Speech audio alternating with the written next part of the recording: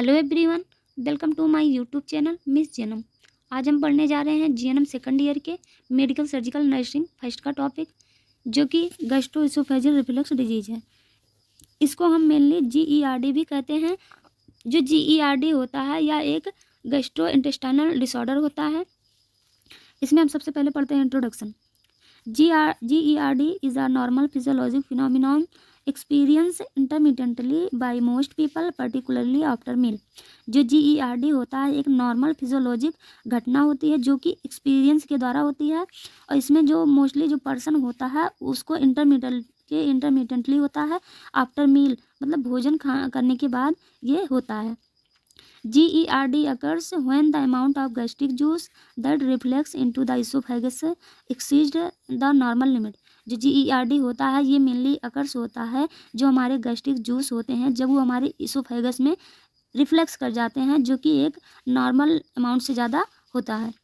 Causing symptoms with और without associated oesophageal mucosal injury. और इसकी वजह से या तो सिम्टम कॉज होता है या फिर जो इसोफेजियल म्यूकोसल होता है उसमें इंजरी होती है। उसके बाद है डेफिनेशन। सिम्टम्स और mucosal damage produce by the abnormal reflex of gastric content into the oesophagus. जो सिम्टम या म्यूकोसल डैमेज होते हैं इसोफेगस के, उसकी वजह से जो गैस्ट्रिक कंटेंट होते हैं वो हमारे इसोफेगस में एबनॉर्मल रिफ्लेक्स कर जाते हैं, जिसको मेनली हम गैस्ट्रोइंटेस्टाइनल रिफ्लेक्स डिजीज कहते हैं। आप यहाँ पे डायग्राम भी देख सकते हैं। ये हमारा नॉर्मल स्टमक है और ये है एबनॉर्मल। यहाँ पे देखिए ये गैस्ट्रिक जूस है और यहाँ पे ये है जो कि ये हमारे इसोफेगस में रिफ्लेक्स कर गया और यहाँ पे नॉर्मल है। उसके बाद हैं कॉजेस। क्या क्या कॉजेस होते हैं गैस्ट्रो इसोफेजियल रिफ्लेक्स डिजीज के। फर्स्ट है एबनॉर्मल लोअर इसोफेजियल स्पिंचर। जो हमारा लोअर इसोफेजियल स्पिंचर होता है, जब इसमें कोई एबनॉर्मलिटी आ जाती है या फिर जो इसका स्ट्रक्चर होता है वो जब एबनॉर्मल हो जाता है, उसकी वजह से हमें GERD देखने को मिलता है। Increase abdominal pressure. जो हमारे एब्डोमिनल का प्रेशर है जब वो इंक्रीज हो जाता है उसकी वजह से भी गैस्ट्रिक रिफ्लेक्स होता है। Hyper secretion of acid. जो हमारे स्टमक में HCl जो हाइड्रोक्लोरिक एसिड का सिक्रेशन होता है, जब वो नॉर्मल से ज़्यादा सिक्रेट होने लगता है उसकी वजह से भी गैस्ट्रिक रिफ्लेक्स होता है। Decrease acid clearance resulting from empire peristalsis और एबनॉर्मल सलाइवा प्रोडक्शन। अगर हमारे माउथ में जो सलाइवा है उसका सिक्रेशन एबनॉर्मल हो जाता है या फिर जो इसोफेगस में जो पेरिस्टालिसिस मूवमेंट है वो इम्पेयर्ड हो जाता है, जिसकी वजह से जो एसिड क्लियरेंस होता है वो डिक्रीज हो जाता है और गैस्ट्रिक रिफ्लेक्स होने के चांसेस रहते हैं। Delayed gastric empty. जो हमारा स्टमक होता है वो डिले इम्पटी होता है या फिर इम्पटी होने में उसको टाइम लगता है या फिर लेट से इम्पटी होता है, उसकी वजह से भी गैस्ट्रिक रिफ्लेक्स होता है। फूड जैसे कि कॉफ़ी एंड अल्कोहल। कोई पर्सन होते हैं जो कि कॉफ़ी या फिर अल्कोहल का बहुत ज़्यादा यूज करते हैं, जिसकी वजह से जो स्टमक के सेल वो टिश्यू म्यूकस मेम्ब्रेन के सेल और टिश्यू होते हैं वो डैमेज हो जाते हैं और हमारा एसिड रिफ्लेक्स हो जाता है। हाइडल हर्निया होने की वजह से जो हाइडल हर्निया पे होने से जो हमारा स्टमक का पार्ट होता है वो हमारे इसोफेगस में पुश कर जाता है, जिसकी वजह से जो एसिड होता है वो हमारे इसोफेगस में रिफ्लेक्स कर जाता है। उसके बाद है साइन एंड सिम्टम। क्या क्या साइन और सिम्टम देखने को मिलते हैं हमें GERD में। फर्स्ट है हार्ट बर्न। मतलब हार्ट बर्न को हम रेस्ट्रोस्टर्नल बर्निंग सेंसेशन भी कहते हैं। रिगर्जिटेशन मतलब जो हमारा फूड कंटेन होगा वो हमारा बैक फ्लो होगा। जैसे कि effortless return of gastric contain into the pharynx. बिना एफर्ट लगाए ही जो हमारे गैस्ट्रिक के कंटेन होते हैं वो फेरिंग्स में रिटर्न होते हैं without nausea and abdominal contraction. और बिना नोजिया के ही एंड एब्डोमिनल कॉन्ट्रैक्ट, और जो हमारा एब्डोमेन है वो कॉन्ट्रैक्ट नहीं होता है, वो बिना एफर्ट लगाए ही जो हमारे फूड कंटेंट होते हैं या फिर गैस्ट्रिक कंटेंट होते हैं वो हम इसोफेगस में रिफ्लेक्स कर जाते हैं, जिसको हम रीगर्जिटेशन कहते हैं। चेस्ट पेन, हमारे चेस्ट में पेन देखने को मिलेगा। उसके बाद हमारा डायग्नोस्टिक इवेलुएशन में सबसे पहले हम इसोफेगस गैस्ट्रो ड्यूडेनस स्कोपी करेंगे।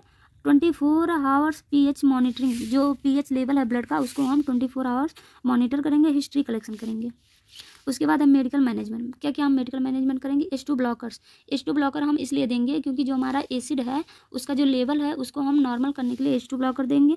Proton pump inhibitor. जो प्रोटोन पंप इनहिबिटर होता है या एक मेडिसिन होता है जिसको हम जो एसिड है उसको कम करने के लिए देते हैं। एंटासिड देते हैं, जो एसिड जो प्रोटॉन पंप इनहिबिटर होता है या हमारे जो एसिड है उसको न्यूट्रलाइज बनाता है। उसके बाद एसिड एंटा एसिड इसलिए हम देते हैं, जो एसिड है उसको लेवल को नॉर्मल करने के लिए, मेंटेन करने के लिए और उसके न्यूट्राइज को बनाए रखने के लिए। उसके बाद हम नर्सिंग मैनेजमेंट, क्या क्या नर्सिंग मैनेजमेंट करेंगे। Teach the patient that do not lie down for 3 to 4 hours after eating. जो नर्स होगी वो पेशेंट को टीच करेगी कि जो पेशेंट है वो मतलब आफ्टर ईटिंग मतलब खाना खाने के बाद वो 3 से 4 घंटे तक वो लेटे नहीं। Head of bed should be raised 6 to 8 inches। जो बेड का हेड होगा उसको हम 6 to 8 इंच तक उसको अराइज करके या फिर एलिवेट करके रखेंगे। Advise to avoid gargles, onions, peppermint, fatty food, chocolate, coffee, citrus juices, colas, tomato products. जो पेशेंट होगा उसको हम एडवाइस करेंगे कि वो गार्गिल्स ना मतलब ऐसे फूड का यूज़ ना करे, जैसे गार्गिल्स हो गया, ऑनियन हो गया, पिपरमिंट हो गया, फैटी फूड, चॉकलेट हो गया, कॉफ़ी हो गया, सिट्रस हो गया, सिट्रस जूस या फिर कोलस, टोमेटो प्रोडक्ट का यूज ना करे। Avoid to take alcohol and smoking. हम पेशेंट को अवॉइड करेंगे कि वो एल्कोहल और स्मोकिंग ना ले। अवॉइड ओवर ईटिंग, और पेशेंट को ओवर ईटिंग करने से हम अवॉइड करेंगे। Nurse should teach the patient about prescribed medicine adverse effect and when the notify the health care provider. जो नर्स होगी वो पेशेंट को टीच करेगी कि अगर जो मेडिसिन उसको प्रिस्क्राइब किया गया है उसकी वजह से कोई एडवर्स इफेक्ट हो रहा है या फिर वो नोटिस कर रहा है तो उसे हेल्थ केयर प्रोवाइडर को बताना चाहिए। Nurse should advise the patient to sit and stand when taking any solid medicines. Nurse जो होगी वो पेशेंट को एडवाइस करेगी कि जब भी वह कोई मेडिसिन ले रहा है, जैसे कि पिल्स या कैप्सूल हो गए हैं, तो वह बैठकर या फिर खड़े होकर ले। And need to follow drug with at least 100 ml of liquid. और जब भी वह मेडिसिन ले रहा है तो उसके साथ वह एटलीस्ट 100 ml लिक्विड ले। Nurse should encourage a bed reduction program.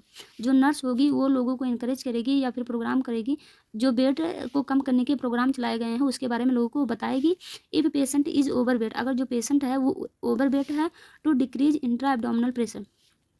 जो नर्स होगी वो लोगों को इनकरेज करेगी कि वो जो बेड रिडक्शन प्रोग्राम है उसके बारे में बताएगी। इफ़ द पेशेंट, जो पेशेंट अगर ओवर वेट है, जिससे जो एब्डोमिनल प्रेशर है, इंट्रा एब्डोमिनल प्रेशर है, उसको डिक्रीज किया जा सके।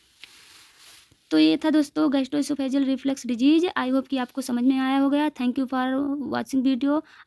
अगर वीडियो पसंद आया हो तो लाइक, शेयर एंड सब्सक्राइब करें चैनल को। Thank you guys.